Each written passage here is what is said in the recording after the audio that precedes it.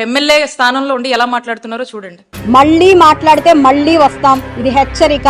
మీ పరామర్శ కోసం పాపం ఆయన దారి ఖర్చులకి ఆస్తులు అమ్ముకోవాల్సి వస్తుంది, గుర్తుపెట్టుకోండి. ఒక్కళ్ళం కాదు ఈసారి. గుంటూరు మహిళ గళ్ళా మాధవి గుంటూరు మహిళలను వేసుకొని మిమ్మల్ని క్వశ్చన్ చేయడానికి వచ్చింది, గుర్తుపెట్టుకోండి. ఈ రోజు గుంటూరు మహిళ కాదు, ఆంధ్ర మహిళ వస్తుంది బయటికి. మీరు అది గుర్తుపెట్టుకొని వ్యవహరించండి.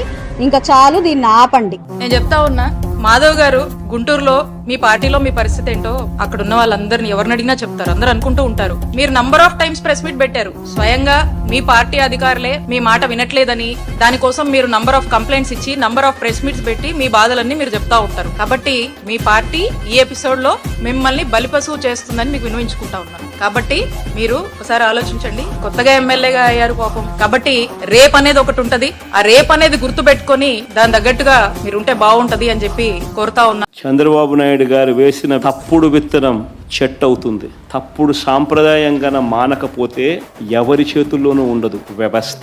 చాలా అంటే చాలా తప్పు చేస్తా ఉన్నాడు చంద్రబాబు. ఈరోజు దెబ్బ తగిలిన ప్రతి ఒక్కడు రేపు పొద్దున ఇదే కొనసాగిస్తే మా ప్రభుత్వం అధికారంలోకి వచ్చిన తర్వాత చంద్రబాబు నాయుడు పరిస్థితి ఏమిటి, తెలుగుదేశం పార్టీ పరిస్థితి ఏమిటి? ఎల్లకాలం ఇవే రోజులు ఉండవు. ఈరోజు పైన మీరున్నారు, మళ్ళీ 4 ఏళ్లకు 3 ఏళ్లకు కిందికి మీరు వస్తారు, మేము పైకి పోతాం. కానీ మీరు చేసే ఈ తప్పుడు సాంప్రదాయం రేపు విషవృక్షం అవుతుంది. నేను చెప్పినా కూడా మా వాళ్ళు రేపు పొద్దున వినే పరిస్థితి ఉండదు. దెబ్బ తగిలినోనికి ఆ బాధ తెలుస్తుంది. చంద్రబాబు ఇప్పుడైనా మేలుకో, తప్పు తెలుసుకో, తప్పుడు సాంప్రదాయాన్ని సరిదిద్దుకో.